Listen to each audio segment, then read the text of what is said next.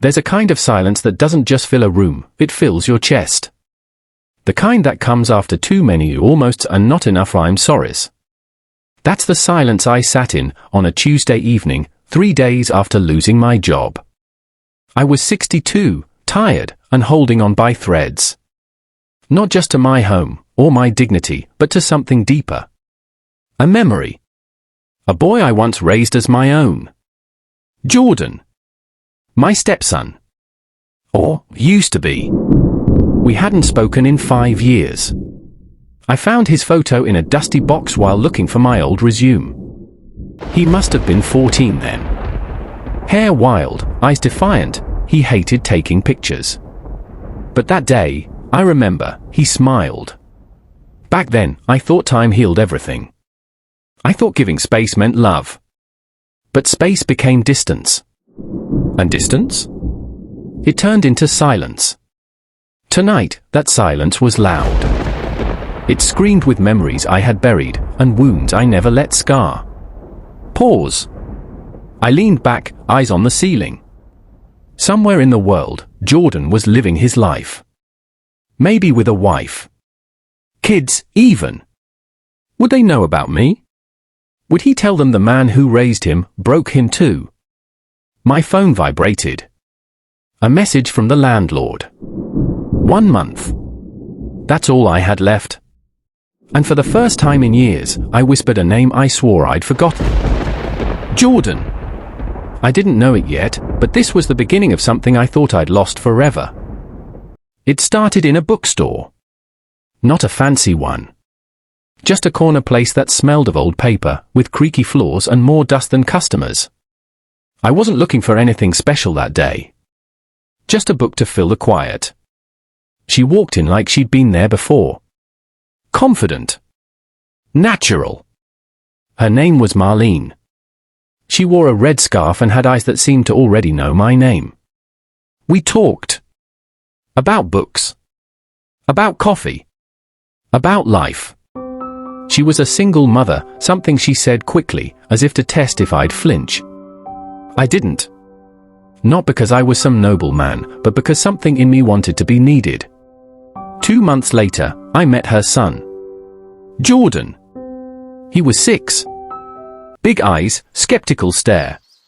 He didn't say a word when I arrived. Just clutched his toy airplane and watched me like I was a threat. You see, I wasn't trying to replace his father. Hell, I didn't even ask what happened to him. That was Marlene's pain to carry. Mine was different. I had no children of my own.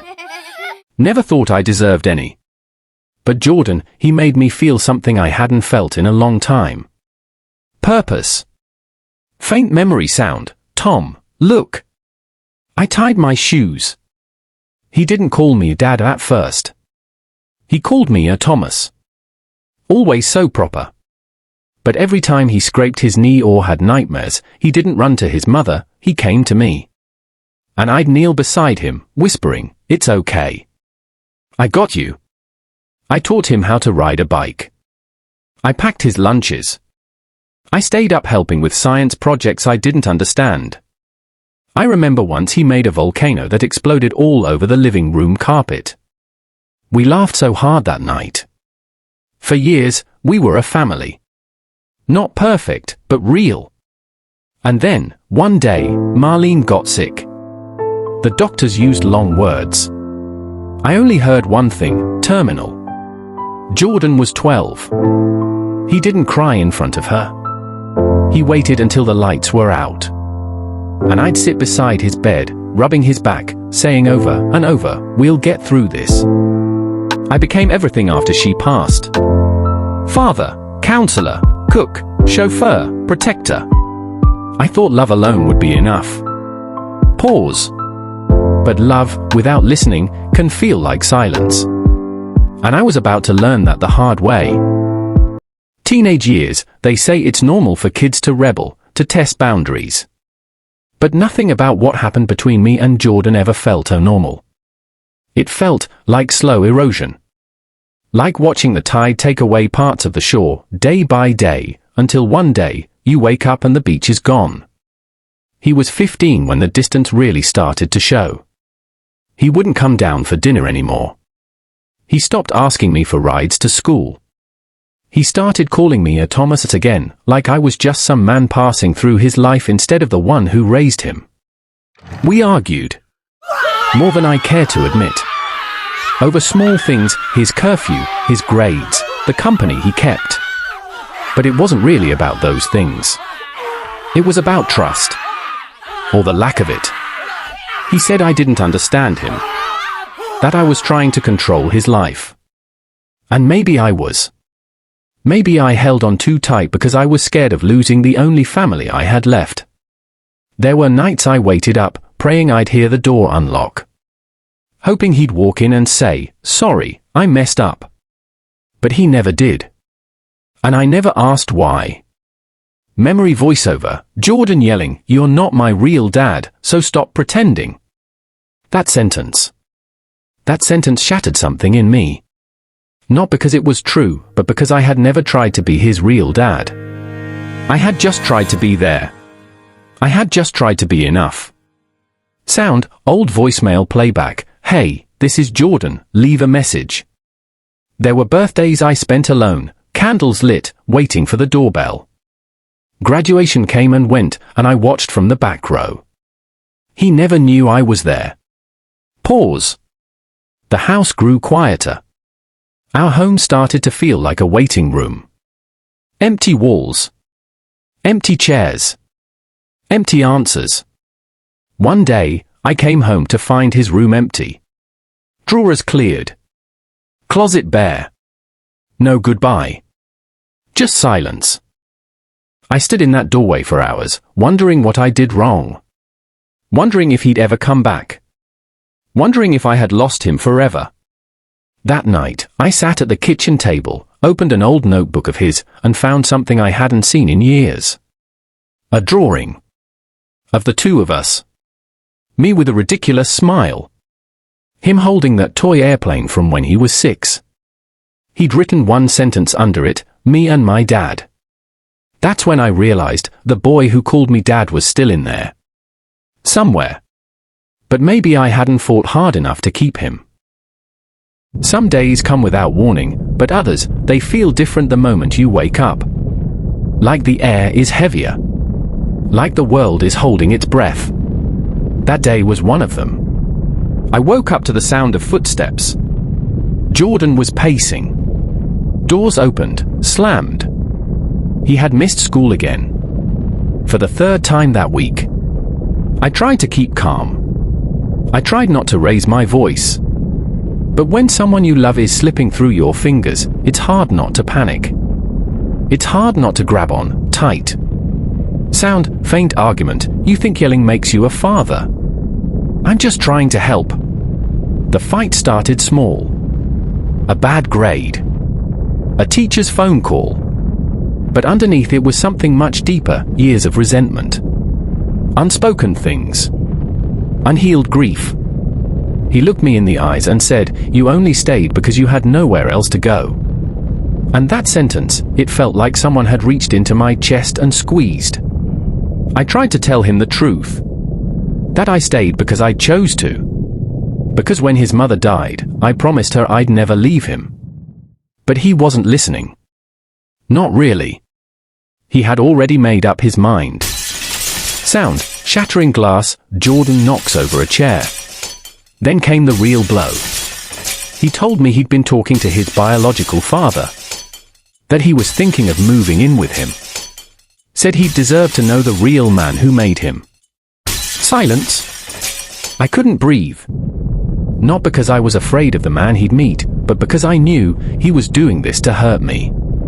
And part of me deserved it. Maybe I wasn't as patient as I should have been. Maybe I was too busy working, trying to keep the house afloat, trying to survive, to notice how much pain he was in. He left that night. Packed a single bag. Slammed the front door. And just like that, 11 years disappeared into the night. I didn't sleep. I didn't eat. Days passed. Weeks. I called. Texted. left voicemails he never answered. I even drove by his school just to see if he was okay. But the truth was clear, he was gone. Not just physically, but emotionally. And I had no idea if he'd ever come back. I sat in the kitchen one night, staring at his empty chair, and whispered a prayer I hadn't said in years. Please, bring him back. Let me fix this. But some prayers take longer to answer than we hope. And sometimes, the answer doesn't come until we're the ones in need. Loss doesn't always come all at once. Sometimes, it comes in quiet waves. A layoff. A missed payment. A notice slipped under the door. That's how it happened to me. 3 years after Jordan left, the company I worked for downsized. After 17 years, they let me go with a handshake and a generic letter thanking me for my service. I told myself it was temporary, that I'd find something soon. But weeks turned into months. My savings disappeared faster than I expected. And pride, well, pride was the last thing to go. Sound, clicking mouse, typing resumes. News report playing softly in the background, job market remains uncertain. I applied for jobs I was overqualified for. Even ones I didn't understand. I stopped buying groceries in bulk. Sold the extra car. Pawned Marlene's necklace, the one she wore on our wedding day. Pause.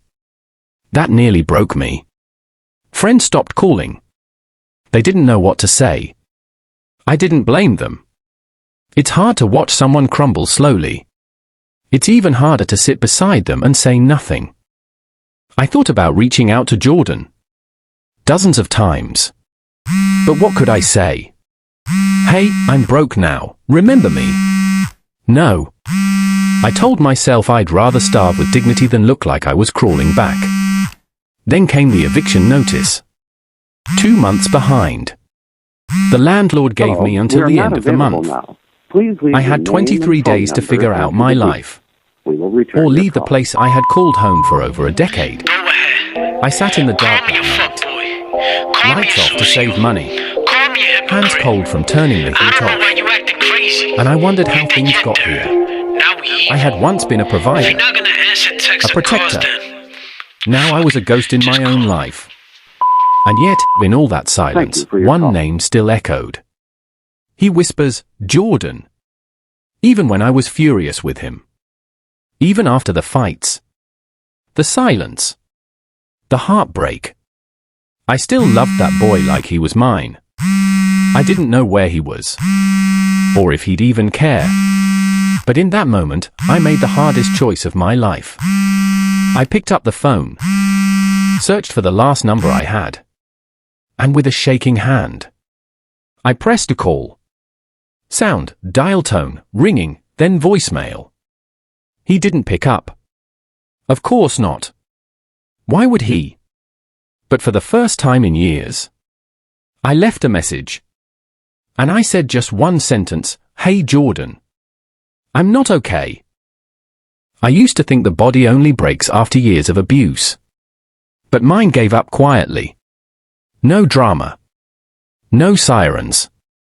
Just stillness. It started with dizzy spells. Then shortness of breath. I chalked it up to stress, maybe hunger. I hadn't been eating well, or sleeping. I told myself it would pass. It didn't. One morning, I bent down to tie my shoes, and everything around me spun. Next thing I knew, I was on the floor. Alone. Heart pounding like a drum that wouldn't stop. Sound, fading heartbeat, muffled voices calling out. I remember crawling to the phone, dialing 911 with fingers that barely worked. The woman on the other end kept asking me if I could breathe. I wanted to lie. Say yes. But I couldn't even form the words. The next morning, they discharged me. Told me to rest. Eat better. Take the meds. I nodded like I would. But when I stepped out of that hospital, I knew I wasn't going home. Because home was gone. The landlord had changed the locks. Sound, wind howling, suitcase wheels dragging. I stood outside my old apartment building, heart weak, hands cold, and nowhere left to go. I had hit rock bottom. And for the first time in my life, I couldn't even pretend I was okay. The shelter smelled like bleach and breath.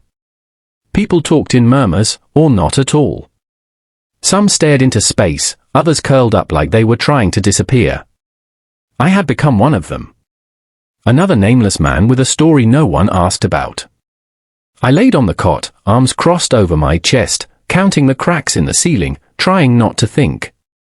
But memory is cruel. It comes whether you call for it or not. Soft echo sound as a memory begins. I remembered Jordan's laugh. The way he used to scrunch his nose when he smiled. The way he held my hand tightly when we crossed the street. There was this one moment, he must have been 9. We were in the backyard trying to fix his kite. The string kept snapping. He threw the whole thing down, furious. Voice memory, young Jordan shouting, "I hate this stupid thing." I knelt beside him, told him we'd try again. That even when things broke, we didn't throw them away, we fixed them. He looked up at me, eyes wide, and said, "Like you fixed me." That's when I knew. I wasn't just a stepfather. I was his father. In every way that mattered. And yet, I let that boy walk away. I let pride keep me from chasing after him. Sound fades into the shelter, murmuring, a cough, footsteps. A volunteer came by and dropped off a meal tray. Lukewarm soup. A roll. Apple slices in plastic. I thanked her. She smiled with that same kind of pity I'd seen in the mirror. As I ate, slowly, I pulled out the only thing I'd kept in my jacket pocket, that old drawing Jordan made. Me and my dad. Folded, creased, worn like the inside of my heart. I held it against my chest and closed my eyes. Quiet moment. A deep breath. They say love is never wasted. That once it's given, it lives on in the people we've touched. But sometimes, it feels like love fades if no one remembers it. And I wondered, did Jordan remember me at all? Did he still see me as the man who fixed him? Or just the man who let him go? That night, I prayed again. Not for food. Not for a home. Just for one more chance to hear his voice. And somewhere deep in that darkness, I felt something shift. Like life was preparing me for something. Or someone. I didn't know it yet, but the next time I heard Jordan's name, it would come from his lips. And the words he said would be the beginning of something I thought I'd lost forever. Mornings at the shelter were quiet, before the world remembered it had somewhere to be. I'd sit on the curb, coffee in hand, watching people walk by with their briefcases, backpacks, headphones, all of them rushing toward something. And me? I wasn't rushing anywhere. I just wanted to exist for one more day without falling apart. That morning was like the others, until it wasn't. Sound, distant phone buzzing, faint at first, then louder. The receptionist from the shelter walked outside, holding a phone. She looked confused. Then she called my name. Voice, "Sir, someone's on the phone for you. Says it's urgent." I hadn't heard that tone in years, someone calling me like I mattered. Like I was needed. I stood slowly. My heart was already racing. I hadn't given out the shelter number to anyone, except one person. I took the receiver with both hands, breathing hard. And on the other end, a voice I hadn't heard in 5 years said my name. Faint memory echo, Thomas. It was Jordan. My throat tightened. For a second, I couldn't speak. Couldn't believe it. Jordan's voice, calm but shaky, "I got your message. I've been trying to find you." I closed my eyes. That old wave of emotion rushed over me, shame, relief, disbelief, love. I wanted to scream, "Where have you been? Why didn't you call me back?" But all I said was, "Hi, son." There was silence on the other end. And then, his voice cracked. "Jordan, I didn't know how to call. I didn't know what to say. I miss you. Tears spilled down my cheeks like they'd been waiting all these years for permission. Thomas whispers, I miss you too. He told me he'd been looking for me for weeks. That my voicemail caught him at the right time. That he didn't care where I was or what had happened, he just wanted to see me again. Jordan, can I come to you? Today? It was the first time in years I felt like I was standing on solid ground. We arranged a meeting spot outside the shelter. I hung up the phone with shaking hands. And for the first time in forever, I felt warmth, not from the sun, but from something deeper. Hope. He was coming back. There are moments when time stops, not because of anything magical, but because everything inside you is waiting for one breath, one word, one look. That morning, I stood outside the shelter, heart pounding in my chest like a war drum. My hand shook, my legs felt weak, but I stayed rooted to the ground. Every car that slowed down, every person who walked toward me, I studied their faces, hoping, praying, it would be him. And then? I saw him. He stepped out of a rideshare car. Taller than I remembered. Broad-shouldered, clean-cut beard, tired eyes. But still my boy. Jordan. We locked eyes. And for a second, just a heartbeat, we were both frozen in time. He walked slowly toward me. No words yet. Just emotion in every step. I didn't know whether to smile, cry, or run into his arms. So I stood there, trembling. Jordan speaks gently, hey. That's all he said. Just, hey. But the way he said it, like he was 10 years old again, scared, unsure, but hopeful, it shattered me. I opened my mouth, but the words didn't come. So I nodded. One tear fell. Then another. Jordan stepped closer. And that's when it happened. Sometimes the deepest healing doesn't come from apologies or explanations. It comes from being seen, from being held, from being told, you don't have to do this alone anymore. We sat there in silence for what felt like hours. My son beside me again. Older, stronger, but still carrying the pieces of a boy who once needed me. And now, I realized. I needed him.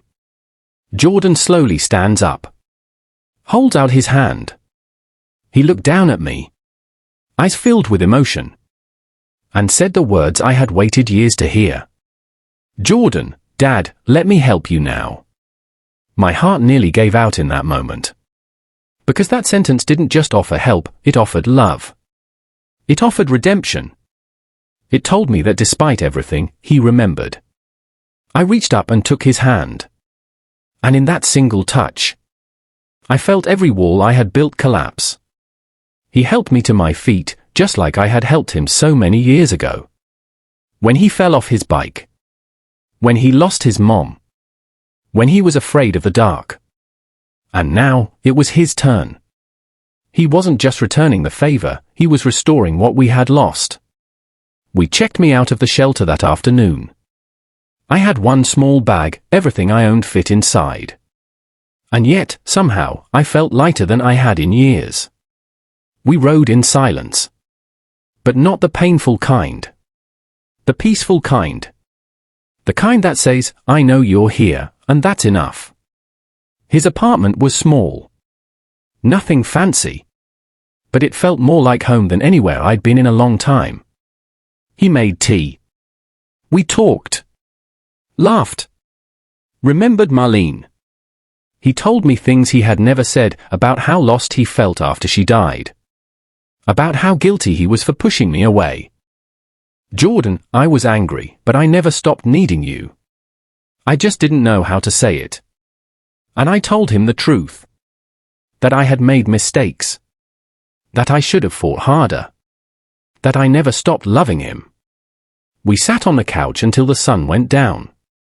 At some point, he fell asleep, head back, mouth open slightly, just like when he was a kid. And I looked at him, tears filling my eyes. Not because I was sad, but because, after all the silence, all the pain, he came back.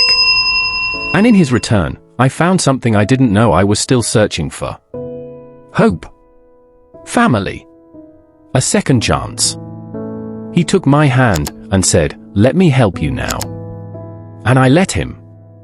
Because love, real love, goes both ways. So many years, I thought I had failed. Failed him.